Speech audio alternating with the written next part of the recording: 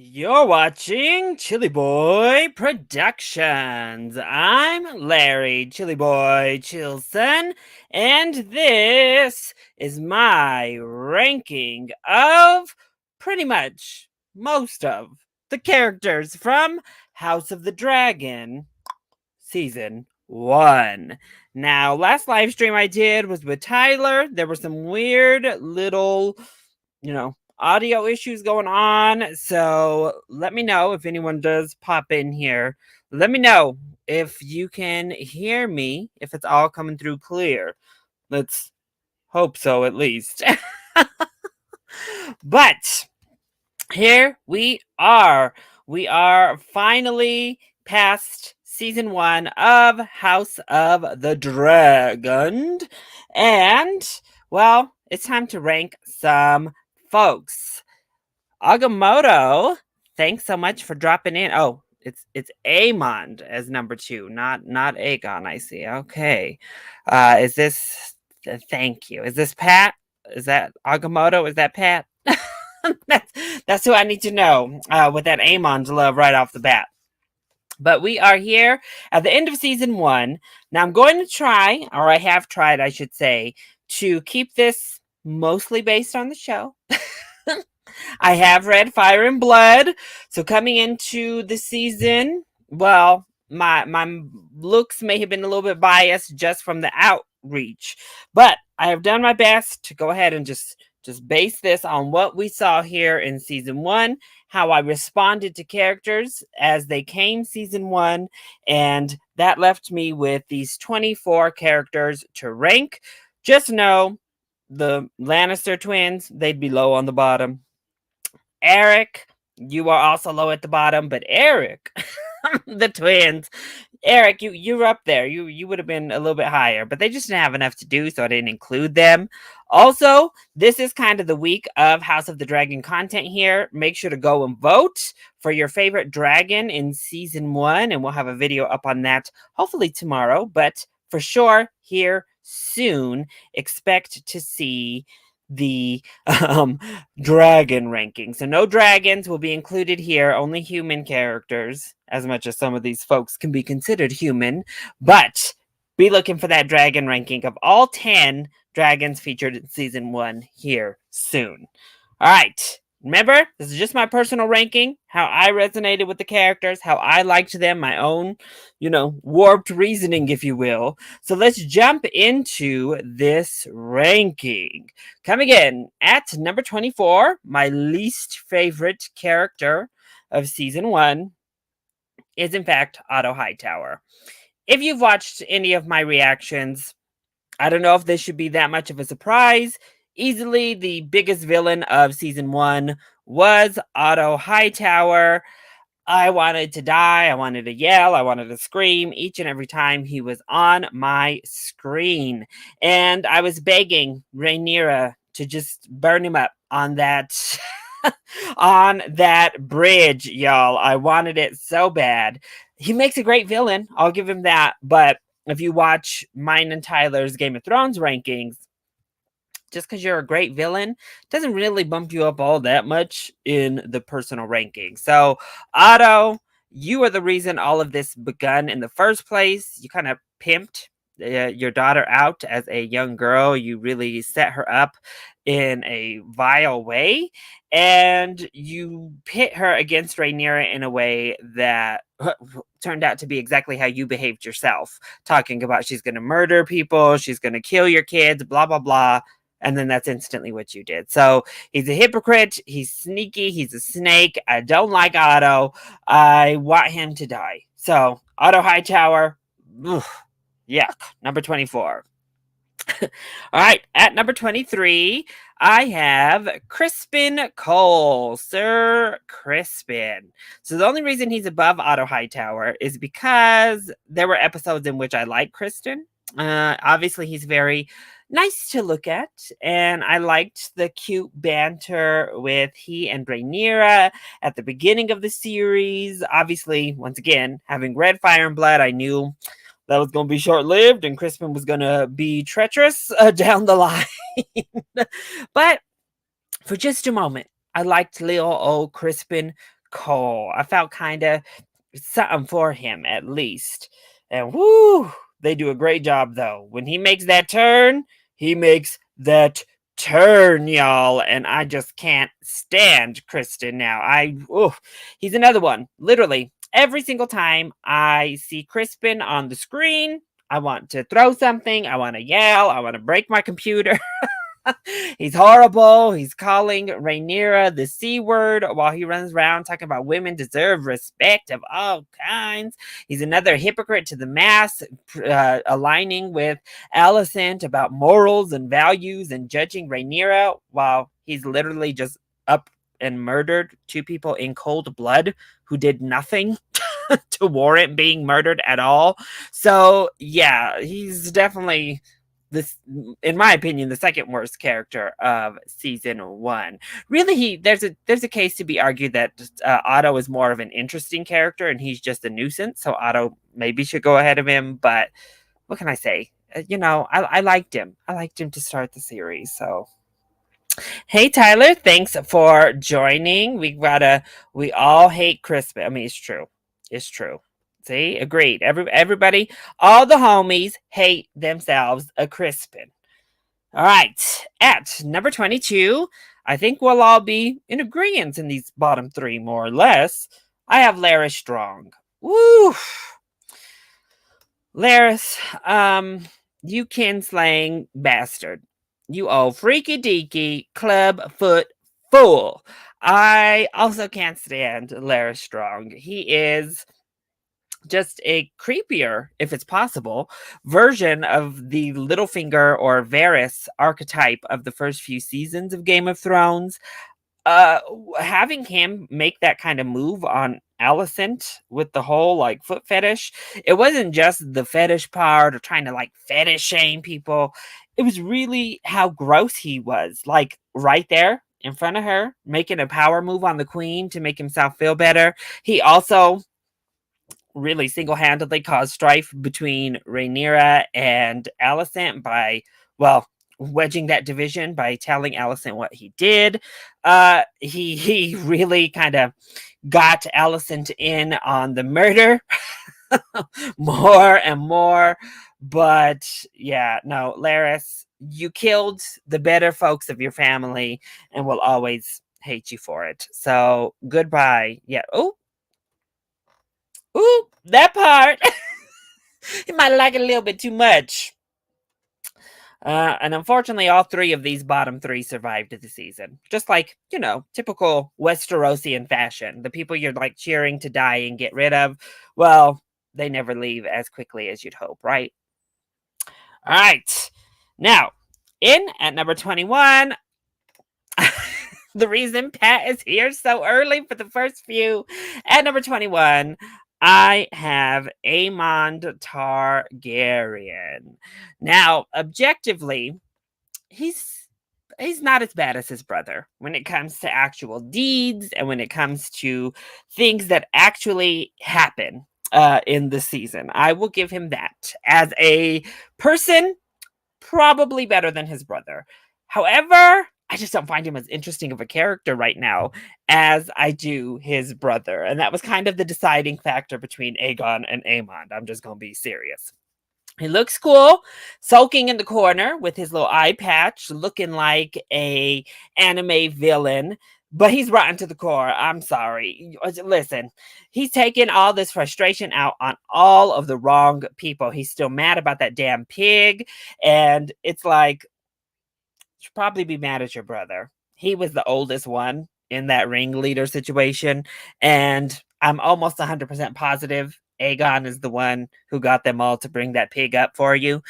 So be mad at your brother. Don't be mad at these two little boys running around here, always causing problems. Can't get over it either. He gets all mad about the pig all this time later. I'm like, look, bro, it's been like, what, a decade?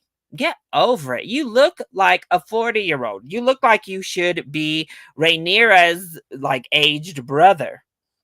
Yet you're supposed to be like 20 years old. What's going on, Aemond? Rotten almond for life. That's what he will be known as over here on this channel.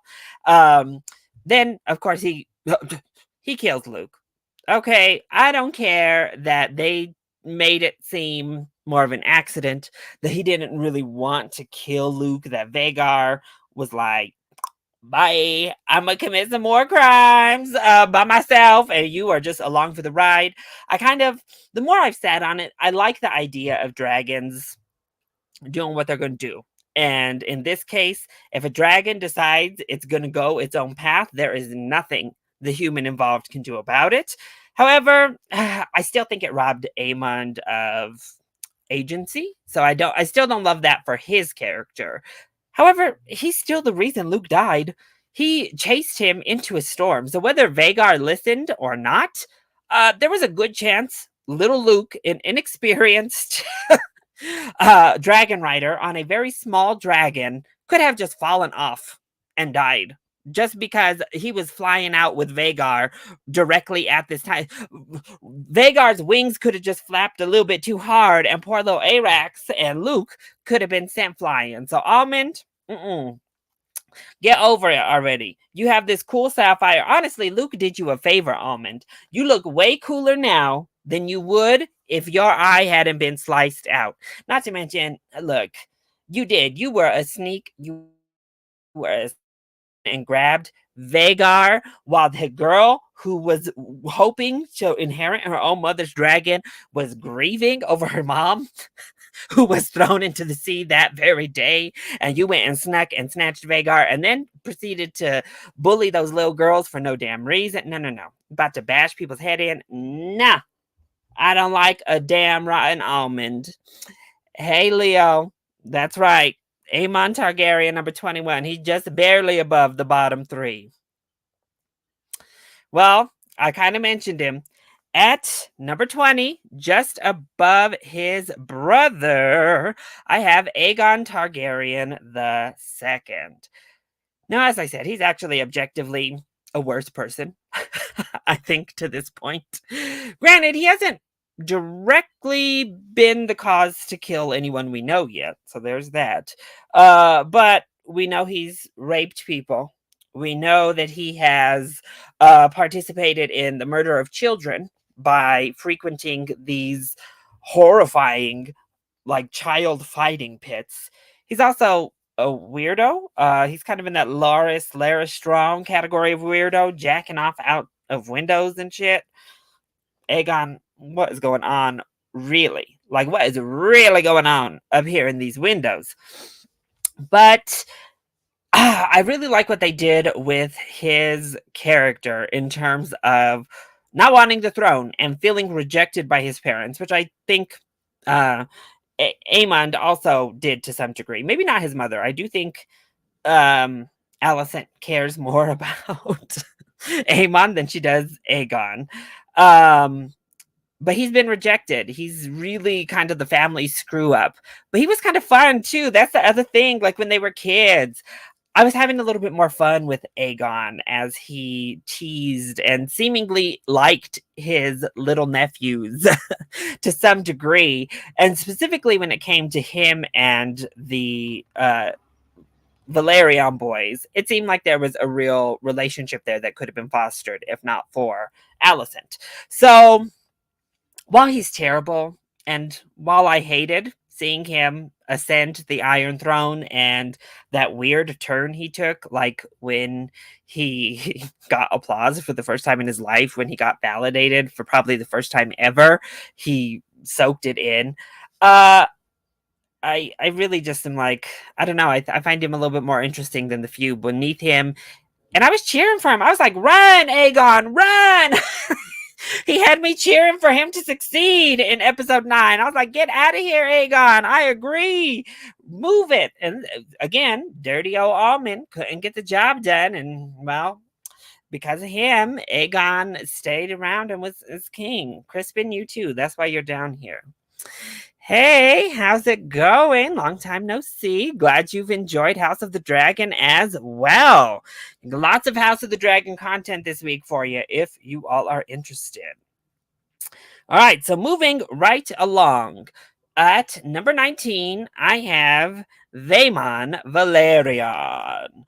So Vaemond is a little bit higher than the rest because in honesty, I understand at least kind of where his mindset was at the beginning of episode 8 specifically. I didn't agree, and I don't agree with him trying to usurp the Driftmark throne, but I at least understand why he felt the way he did, why he even behaved the way he did, though his brother was still alive and he was performing all this treachery like a fool.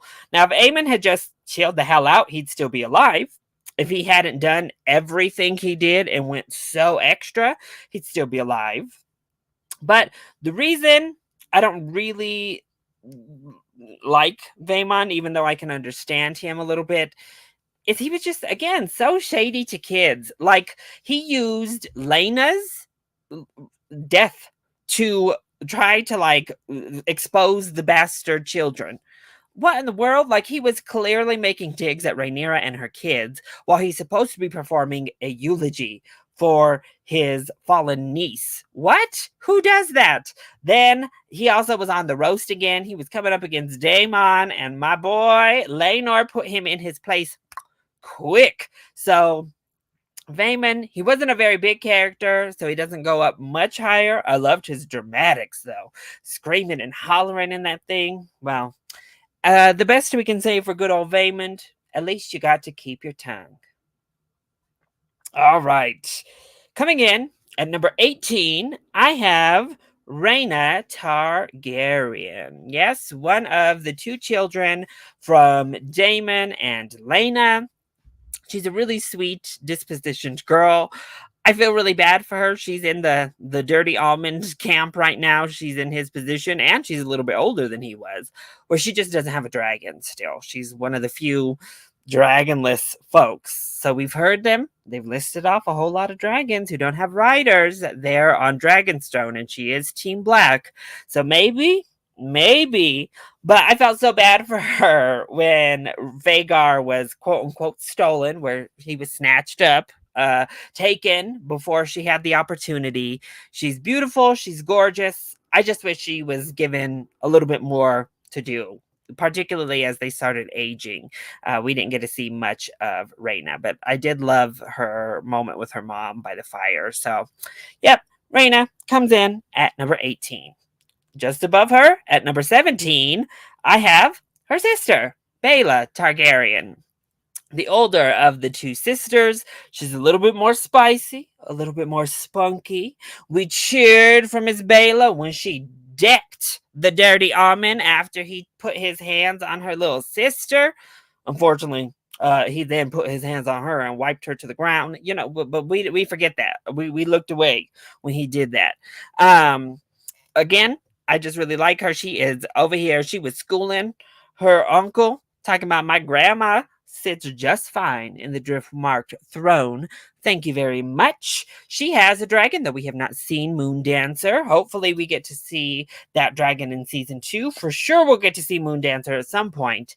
But she's a dragon rider who has a nice Daemon spirit to her. She's not quite as treacherous as Daemon, but she has that fire and that personality that I hope we get to see more of. They've shown the hints of it in season 1, and I just want to see more of Baela. Honestly, the two Targaryen girls, I just want them to be a little bit more proactive, see them do a little bit more. Rhaena, girl, they're taking everything from you. The dirty almond, specifically, Rhaena should be after that damn dirty almond. He took Vhagar, and now he's taking Luke from her. So, season 2, Rhaena, he's there. Go get that other eye for us, girl. All right. Now, number 16, I have Lyman Beesbury. Now, Lyman had a very small role this season, but honestly, his final scene of the show in episode 9 cemented him all the way up here at number 16. Okay, we stand a Beesbury after the Greens played their treacherous hand.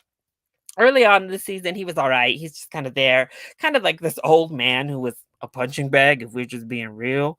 But it was his moment where he stood up to the Greens and said, I will not stand for your treachery. I will not believe that Viserys, who I knew before all of y'all, you too, Otto, I knew him before you too, Alicent.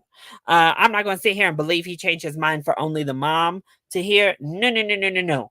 Unfortunately, well, he didn't calculate a psychopath waiting beneath the gold cloak right behind him in Crispin.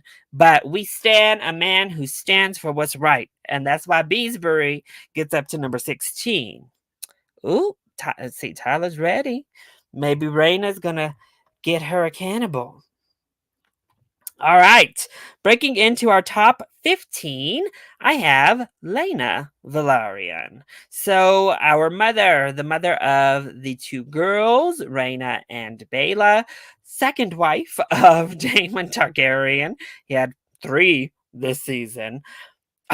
It's another character I just wish we had seen more of, particularly that's some of the moments from the books I wish we would have got the book, I should say, is Rhaenyra and Lena, their relationship, their friendship, seeing them going through the births together, seeing them really bond with one another. Unfortunately, there's a lot of what was skipped over in one of those big time jumps, but she was gorgeous. She came, she slayed, and she had one of the most memorable death scenes probably in all of Game of Thrones, a really heart-wrenching scene.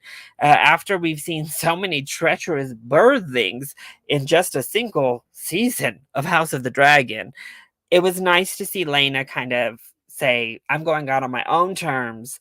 And seeing that moment with her and Vagar was really something special. Plus, she also gave us one of the most horrifying moments as well, seeing a little tiny Lena Valerian walking through the damn gardens with an old ass man named Viserys. Like, yeah, that was maybe some of the most treacherous imagery we saw in all of season one. Yeah, right. You know what? And this is why else we got to give it up. Lena kept Mima under lock and hammer, unlike the rotten almond. Listen, Vagar never pulled no stuff like she did in episode 10 when she was with Lena. We're just saying. That's why she places so much higher than the rotten almond, okay? Next, at number 14, we have Sir Harold Westerling. So Westerling has been around pretty much the entire season in the background. He hadn't really done all that much, if we're being honest. Just kind of a dutiful man of the King's Guard. But once again, kind of like Beesbury, he really shot up the ranks in episode 9. He was cool before. He was just chilling. He was loyal throughout the rest of the season. But watching him stand up for what was right in episode 9 against the treachery that was taking place, he morally knew what was happening wasn't right. And seeing him more than once step up to Kristen Cole in that episode where Alicent is like, Kristen, give me the eye. And Crispin was over here like, yes, my queen, running over to protect her. No, no, no. Harold was like, bruh, you better not. And he checked Crispin, and then he did it again in episode 9 when Crispin thought he was above every and all and killed Beesbury. But it was obviously that moment he threw his cloak down, really gave us those Barristan vibes of this is wrong and I want nothing to do with it. So it'll be interesting. Westerling is one of those characters. He died early in the Dance of Dragons portion of Fire and Blood. So he might turn up with Rhaenyra. I don't know. Maybe he just exiled himself. We're not really sure because he's been long dead in the story by time we got here. So it's a big change, but a character I've come to really appreciate. Now, at number 13, I have Harwin Strong. Someone else I really wish we would have gotten more time with. Sir Harwin Strong, but he sure made the most of every scene he was on our screens, didn't he? We all were living for Breakbones, even as early as the second episode of the season when Rhaenyra comes back with that damn boar. And or was the second? I think it was the third episode of the season when Rhaenyra comes back with the boar, and everybody's kind of looking like, oh my god, you had old Ty Lannister in the corner, like so shook and shaken by Rhaenyra, covered in blood, and then we cut to Harwin, and he's like, ooh yes, he was living for Rhaenyra. But then we get the moment where he carries her out of that melee in the middle of her wedding, and of course the episode where he stands up for his sons. In just that one episode, he was the best dad this show has seen, y'all. He was there for his family. He was a good man, damn it. And he's another one, like Lena Valarian. I wish we would have seen that 10-year gap so we could have gotten to know Harwin better and gotten to experience Harwin and Rhaenyra's relationship. But as it is, he is daddy goals when it comes to season 1 of House of the Dragon. And really, that's why he's all the way up here at number 13.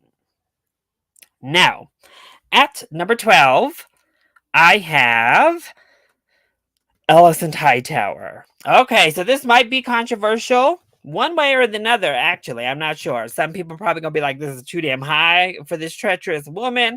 Other people are going to be like, this is too low. She's innocent.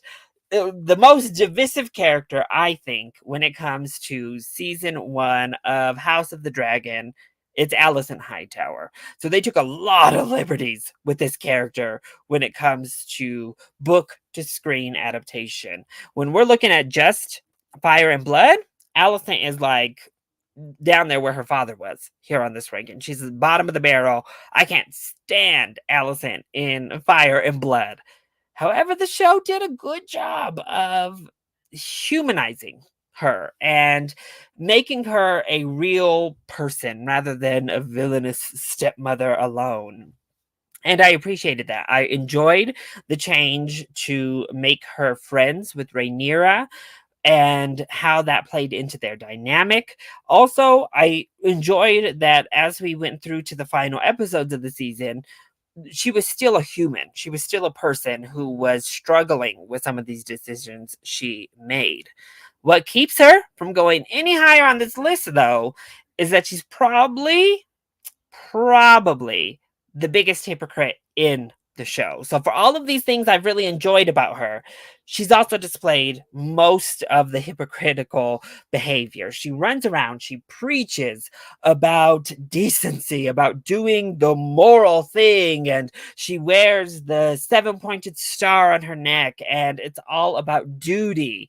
Meanwhile, she's selling her feet for information. She is literally letting this man touch himself to her feet right before her very own eyes. She is complacent in him and others killing people on her behalf, including Crispin, who, after she has now seen him twice kill 2 people in cold blood right before her very eyes, she anoints him to the chief commander of the King's Guard. Her father, I'm glad she stood up to him, but in many ways she has emulated him and his behavior. The way that she continues to push for her son to be on the throne and goes as far to cover up his rape and really uphold the patriarchal system that is in place is what's most infuriating when it comes to Alicent Hightower.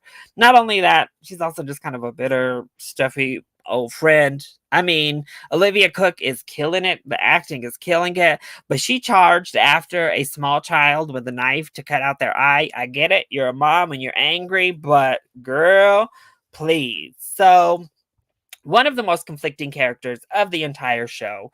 I really waffle on how I truly feel about Alicent, but ultimately it comes down to the overwhelming hypocrisy that shrouds her character and her decisions. So I can't put Alicent any higher. Number 12.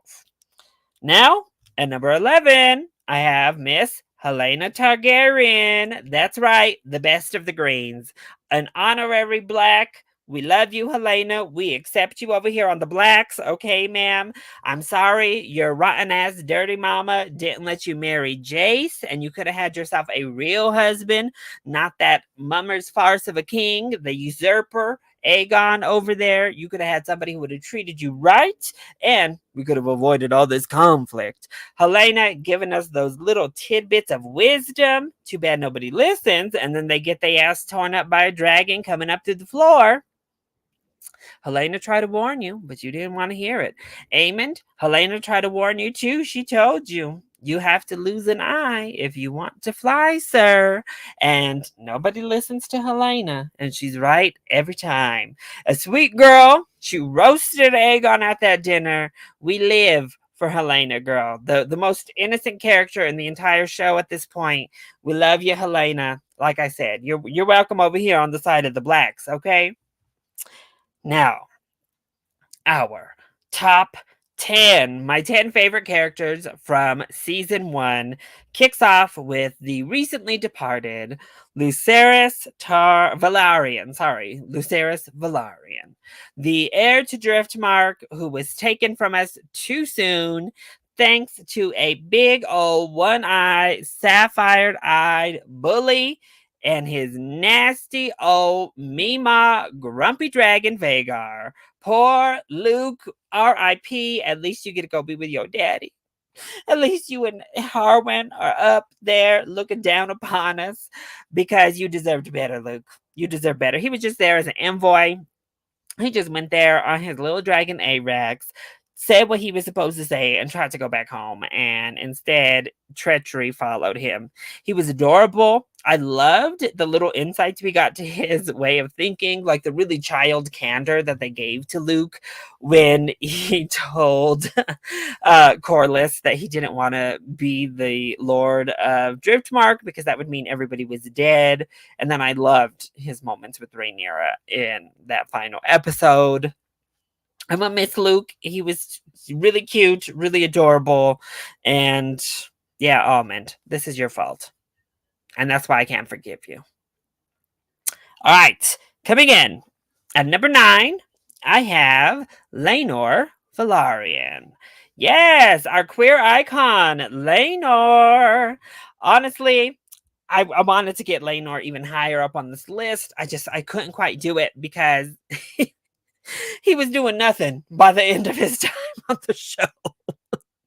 He was just forsaking all his duties to run around and chase tail, which, you know what, valid. You do you, Rhaenyra. You do you.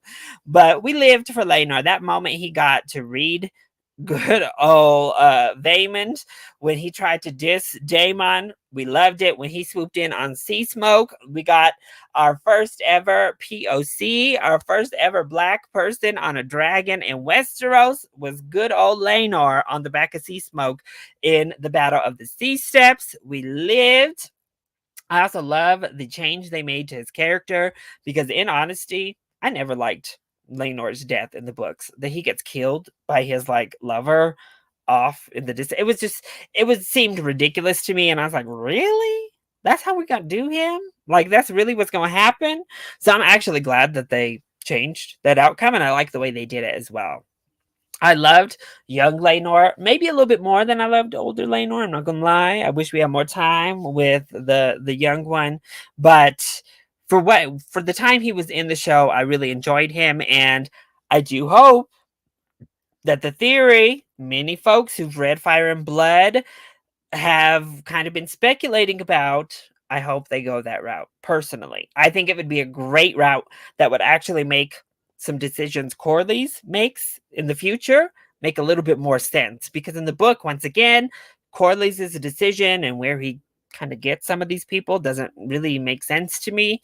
So if they go that route in the show, hopefully we'll see Rhaenyra again, but I'm glad he's out living his best gay life across the sea for now. All right. At number 8, I have Lionel Strong. So Daddy Strong, the real daddy, the real dad, actual father. Because let's be clear, Daddy Strong is Harwin, but Father Strong, I should say, Lionel, certainly the best hand of the king. Otto, you could never. You pale in comparison to Lionel Strong, who is giving the best advice time and time again. The only time I didn't love Lionel piping up was in the first episode where he was like, ooh, we can't have a girl as the heir. But once he moved past that, Lionel was committed. He was even keel. He was straight with Viserys, and he was just all around a really good character that once again deserved better than to be burned alive by his treacherous ass foot fetish son. Are you kidding me? Lionel, you were a real one. Pull one out for hand Lionel Strong, the only true hand we saw in season 1 of House of the Dragon. Next up, at number 7, I don't know how people feel about this. Even with that accent, we have Mizaria all the way up here at number 7, y'all. That's right. Now, her character went a long stretch through the middle portion of this season off screen. We didn't even see her. But the moments we got with Mizaria, I actually found to be some of the most intriguing character moments of the entire season. One, she's the White Worm. She's the hub of the secrets. She is kind of the Varys of this time period and this universe. And I love that it's her doing this. Plus, we get to see her rise from just like a common prostitute to this much more influential and powerful character as she moves throughout. Not only that, the real time we get to know her initially is her standing up to Daemon when she has no power and he has all of the power. And she's like, no, no, no, no, no. This is what you're not going to do. You're not going to put me in the middle of all of your royal games that kill and steamroll over us small people. And that kind of severed their ties because the next time we see them on screen together, she's much more cold and just using for information. But what sealed Mizaria all the way up here at number 7 for me personally was her final appearance in episode 9, standing up, 1, to Otto Hightower, but 2, organizing this whole coup, snatching up Aegon, hiding him out, making them come to her, and then the terms that she laid down for Otto, saying, look, here's what you're gonna do. You're gonna help these children out. That all your royals, including that nasty prince you're trying to put on the throne, including each and every one of these Kingsguard, just let happen and participate in. We're going to end the child little rings of fighting, okay? And I thought that was a really great character moment for her. It really defined her as once again sticking up for the average people, the small people that all of the royals don't care about. And we see that they don't care time and time again. But she's an interesting character. I certainly don't think she's dead. I don't think Larys was that good at getting rid of her. I think she was just a step or two ahead of the clubfoot himself. So I'm hoping we get more of Mizaria because I did really enjoy the small bits we got with her throughout season 1. Now, at number 6, just barely missing out on the top 5, I have Jacaerys Valerian. Sorry, I keep trying to call them Targaryens because, well, they only have Targaryen blood. But Jacaerys, Jake, our fave prince in waiting, the king to be, the heir to the Iron Throne, the rightful heir, I should say, to the Iron Throne. Rhaenyra's oldest son is great. I have loved his character here in the first season of the show. He is exactly what you want a prince and a future king to embody and to be. He is a natural type leader. He is poised and he is respectful. With both Luke and Jake, you can really see that they were raised right. Their mama raised them right, not like them high towers over there. Rhaenyra was parenting over here on the side of the blacks, and he is a perfect example of that. The way he treats Baela and just seeing how excited she is to be with him and her and he with her was nice, and once again kind of just shows the character of this young prince. And seeing Lil Vermax. We love a little Vermax.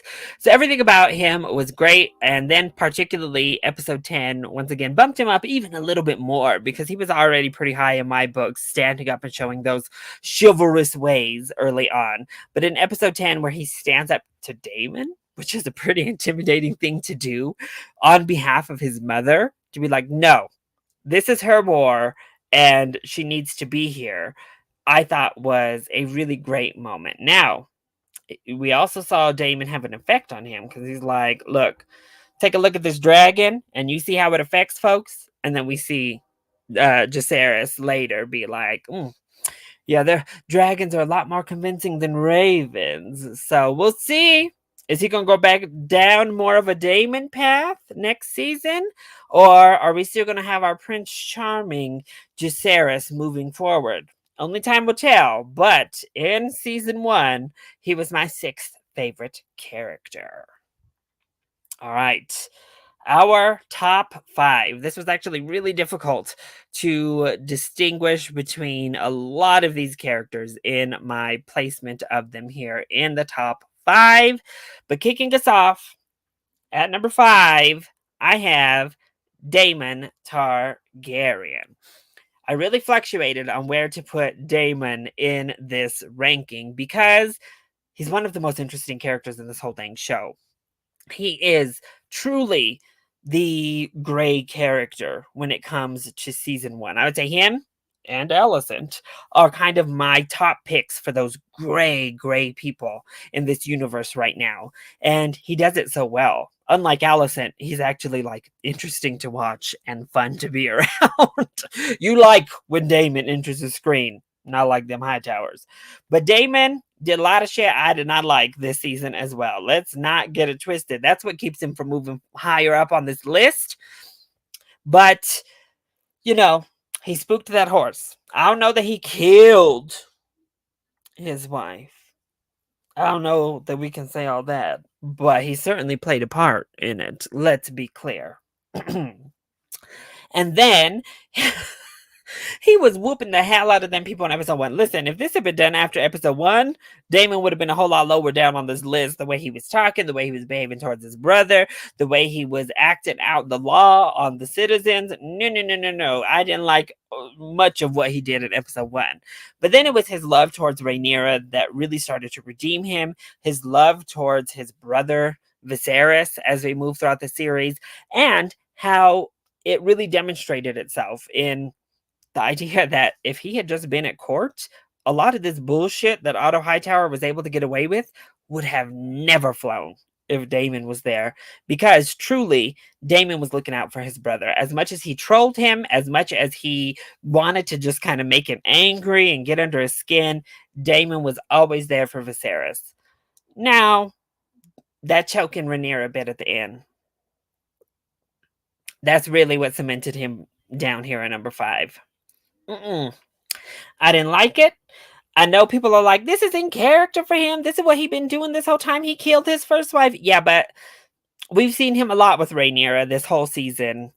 I ain't really got a feeling of him just choking Rhaenyra out after she just had a miscarriage and all of this is going down. He was under stress, and I actually agreed with his more active impulses when it came to the war, but no, I didn't like that choking bit. Not one iota did I like that, and that bumped Damon down just a smidge in my book. But he's still top 5 after season 1, and arguably the most interesting character of the entire show to this point.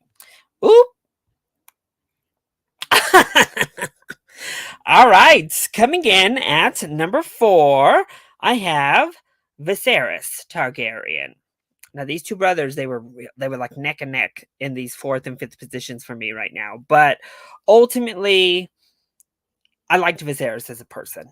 I think he was a good man who was trying to do what was right. He was doing his best, y'all.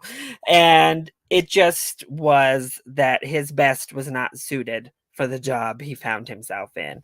Now, he didn't have to put himself in the running. Let's just be clear. Back at the Great Council, people are like, oh, well, he didn't ask to be king, or he's not wanting to be king, really. He just wants to live a happy life. Well, if that were the case, then Viserys, you should have stepped down and let Rhaenys take the crown. Okay? You had a choice, and you put your own hat in for the position of king. But once he was there, he wasn't a very good king. That's the simple fact, and that's really what I harped on early in the season. As you watch my reactions, you see I was quite harsh on Viserys, actually quite often throughout the season.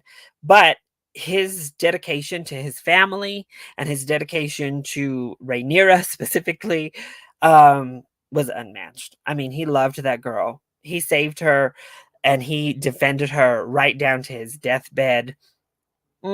Though on his deathbed, then his crazy mind left him and he kind of screwed the pooch. But, like Tyler said, he put on his Phantom of the Opera mask and he fought till the very end. He was waiting and waiting. He knew that the realm would just burst open if he died, and he held on for every inch of life he had left in him. Plus, Patty Considine, just an absolutely outstanding performance that elevated Viserys beyond, I think, what any of us really were anticipating from the character early in the season. Okay, at number 3, I have the Queen Who Never Was, Miss Rhaenys Targaryen. Oh, I wanted to put her at number 2, y'all. I really did. But it's just hard to get over the fact that she didn't torch their asses up. I understand why she didn't do it. On a nice philosophical level, I agree with her not lighting their asses up. But girl, you busted through the floor and killed all these civilians. I mean, what are we doing here? Like, but regardless, that was her one big mistake of the season for me. And as we'll see moving forward, her not lighting that stage up is going to turn out to be quite the costly decision for everyone. The entire realm is going to pay a big price for Rhaenys not saying Dracarys and letting the High Towers and Aegon have it. But outside of that, Rhaenys was flawless this season. Even in that moment, she looked amazing. She was plated in her dragon riding armor. That hair was snatched, and she looked majestic on the top of Melee's. Oh, I mean, I lived. I was gagged. I was gooped. I was looking like Alicent and all them at her, like, oh, girl. And then we get to all the other moments. She read Alicent's entire life, head to toe. She tore her to the ground in that speech when Rhaenys was trapped up in her room and Alicent thought she could come in and get Rhaenys to bend the knee. Our girl was like, please, bitch, go back to your window of your prison. Don't talk to me, okay? And she busted up out of there. We see her early, that exchange she has with Rhaenyra about men will put the flame to the entire realm before they let a woman ascend the throne. It was a great speech. Seeing her Kiki in the back with her husband all season was a lot of fun. We needed more of that. And then even in the final episode, it takes her a while, but as much as it pains me that they really divided Rhaenyra and Rhaenys in the show version rather than the book, I love that she waits. She waits and she watches. She observes before she just blindly throws her allegiance back to Rhaenyra. They have a strained relationship. She's certainly not going to support the High Towers, but she's not going to just blindly support Rhaenyra either. And it's on Rhaenyra's merit that Rhaenys convinces Corlys to follow her. And that's when she steps in and officially joins Team Black in the fight. So that one moment, we were all in agreement, I think. If she had done this and ended it all, well, it would have been a one season show, I suppose. But she might have been number 1 on the list if she did this right here. She'd be number 1. But as it is, I loved Rhaenys this season. That brings me to number 2. My second favorite character of season 1 is Corlys Velaryon. I don't know what it is. I've always liked Corlys. I've liked the Sea Snake. Even in the book, I thought he was a really stand-up character. He was headstrong, but he had a good moral and intellectual compass about him. See what I did there? And I really enjoyed him on the page. But this adaptation here on the show on the screen has just elevated the character to a whole new degree. What amazing presence Corlys has. Whenever he enters the room, he is the room. He has been a great strategist throughout. Getting to see him in battle side by side with Daemon in that, what was that, third episode of the series was fantastic. I loved that moment, and getting to see him navigating this political system, whether it be with Viserys, as Viserys just kind of sat stagnant. Corlys was making moves. He was like, all right, if you're not going to do it, me and your brother are going to go ahead and take care of business over here then, because he could see that the king, well, wasn't really doing his duty. I liked his heedless ambition. I liked him reaching and trying to improve his place. I also love what he says about family. He accepts these kids because they're Valarians by name. These are the kids that his son raised, whether they're his by blood or not. Unlike Rhaenys, who had those moments of kind of doubt and really wondering how she felt about bastards ascending the position, it wasn't really about that for Corlys. And I really appreciated that with his character. I liked his mindset when it came to pretty much all politics and those family matters as well. Plus, in the end, he's like, look, maybe I messed up. Maybe I reached a little too far, Rainey's. But here he is. He made the moves, and now he's on Team Black. We got Driftmark. Hey, we got the Valarians over here on our side on Team Black with Corlys.